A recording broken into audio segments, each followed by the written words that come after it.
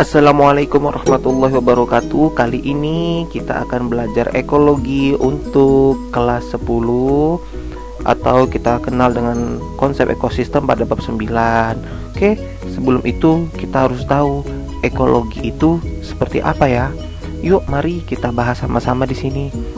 Oke, jadi ekologi itu adalah ilmu yang mempelajari hubungan saling ketergantungan atau hubungan timbal balik antara makhluk hidup dengan lingkungan tak hidup dalam suatu ekosistem. Nah, ekosistem sendiri itu ada beberapa hal nih yang harus kita ketahui dari ekosistem. Apa saja ya? Yuk, kita lihat sama-sama. Yang pertama, ada pengertian dari ekosistem.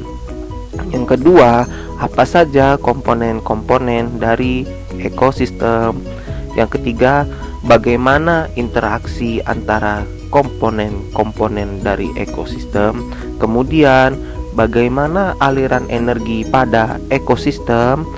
Selanjutnya, ada bagaimana bentuk piramida ekologi dari ekosistem ini. Kemudian, ada produktivitasnya bagaimana. Kemudian lagi ada daur biogeokimia itu dibagi menjadi berapa dalam ekosistem. Kemudian ada dinamika komunitas di dalam ekosistem. Yuk kita lihat pengertian dari ekosistem.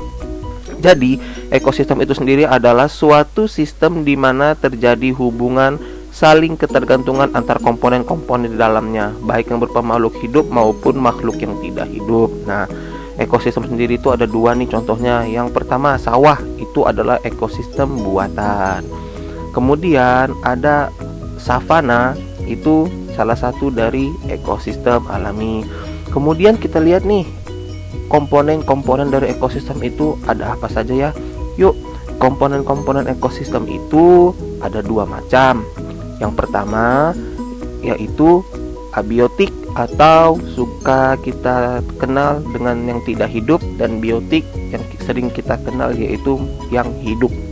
Oke, abiotik itu ada beberapa bagian atau beberapa unsur. Yang pertama itu ada udara. Jadi udara itu adalah sekumpulan gas yang membentuk lapisan atmosfer yang menyelimuti bumi. Dan kandungan dari udara itu ada yang berisi nitrogen, oksigen, karbon dioksida, dan gas-gas lain. Dan udara juga sangat penting dalam kehidupan karena sebagai penunjang kehidupan penghuni ekosistem. Kemudian ada air. Nah, air itu apa sih? Jadi, air itu adalah zat yang berbentuk cair, bisa udara, bisa, dan padat juga bisa. Sedangkan jumlah unsur terkandung dalam air itu bergantung pada kualitas udara dan tanah. Dan di bumi itu mencapai 1.400.000.000 kilometer kubik volume air yang ada di bumi, sungguh banyak. Kemudian ada tanah.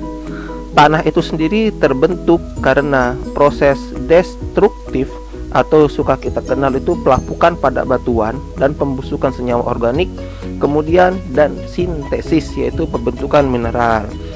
Komponen tanah yang utama yaitu bahan mineral, bahan organik, air, dan udara. Kemudian ada garam mineral. Nah, garam mineral ini biasanya terdapat di dalam tanah yang berfungsi untuk pertumbuhan pada tumbuhan dan untuk menjaga keseimbangan asam dan basa, serta untuk proses metabolisme tubuh nih pada hewan dan manusia. Kemudian ada sinar matahari. Sudah jelas makhluk hidup, seluruh makhluk hidup itu membutuhkan sinar matahari sebagai sumber energi. Jadi sumber energi bagi seluruh kehidupan di bumi itu adalah sinar matahari. Oke, selanjutnya yaitu ada suhu. Hubungan suhu dengan ekosistem itu sebagai faktor pembatas bagi kehidupan dan mempengaruhi keanekaragaman hayati di suatu ekosistem. Jadi seperti ekosistem yang dingin, suhu yang dingin itu adalah beruang kutub. Kemudian ada kelembapan. Kelembapan itu sebagai dipengaruhi oleh intensitas sinar matahari, angin, dan curah hujan. Contohnya, kelembapan mempengaruhi sebuah keanekaragaman hayati. Lumut dia di tempat yang sangat lembab. Kemudian lagi ada derajat keasaman atau kita kenal dengan pH. Keadaan pH tanah sangat bergantung pada tumbuhan. Tumbuhan akan tumbuh dengan baik pada pH 5,8 sampai 7,2. pH tanah itu sendiri dipengaruhi oleh bagaimana curah hujan yang mengenai tanah tersebut, apa saja pupuknya, aktivitas akar tanaman, dan apa saja penguraian mineral di dalam tanah. Kemudian ada topografi. Topografi itu adalah keadaan naik turun atau tinggi rendahnya permukaan bumi. Topografi mempengaruhi iklim yang menyangkut suhu dan kelembapan. Oke, setelah ini kita akan bahas biotik. Jadi komponen biotik itu adalah seluruh makhluk hidup yang ada di dalam bumi. Kira-kira ada komponen autotrof. Nah, komponen autotrof itu seperti yang kita ketahui adalah organisme yang memiliki klorofil sehingga dapat melakukan proses fotosintesis yang menghasilkan karbohidrat dan oksigen seperti tumbuhan dan ganggang. Kemudian ada komponen heterotrof. Sudah jelas komponen heterotrof itu adalah organisme yang hidupnya memanfaatkan bahan organik yang disediakan oleh organisme lain sebagai bahan makanan. Ada banyak nih organisme heterotrof itu, ada herbivore, konsumen 1, konsumen 2, konsumen 3, dan pengurai. Yuk kita bahas pengurai itu ada 2. Yang pertama ada decomposer. Nah, decomposer itu merupakan mikroorganisme yang menguraikan zat organik sisa makhluk hidup. Contohnya ada jamur dan bakteri. Seperti sudah kita bahas dari bab-bab sebelumnya itu, ada bakteri ini contohnya. Kita lihat bentuknya. Kemudian ada gambar jamur. Dan itulah komponen dari decomposer. Sekarang kita masuk ke detrivore. Detrivore itu apa ya? Detrivore itu adalah hidup dengan cara memakan serpihan makhluk hidup yang sudah mati. Contohnya rayap, cacing tanah, dan kaki seribu.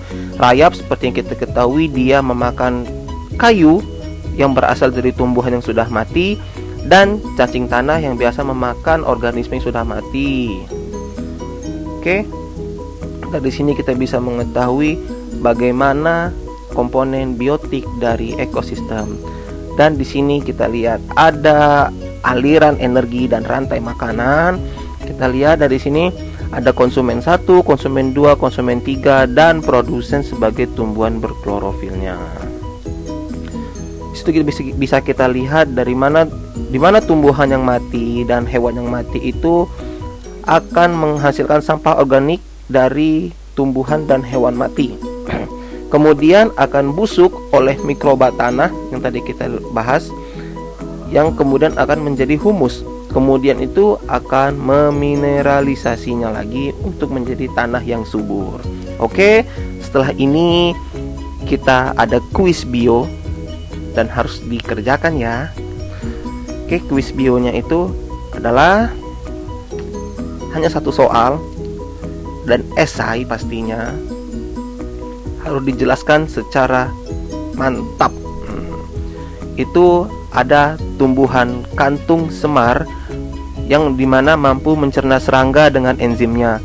Apakah tumbuhan tersebut tergolong produsen atau konsumen? Jelaskan jawaban kalian. Oke, sekian pelajaran kali ini. Wassalamualaikum warahmatullahi wabarakatuh.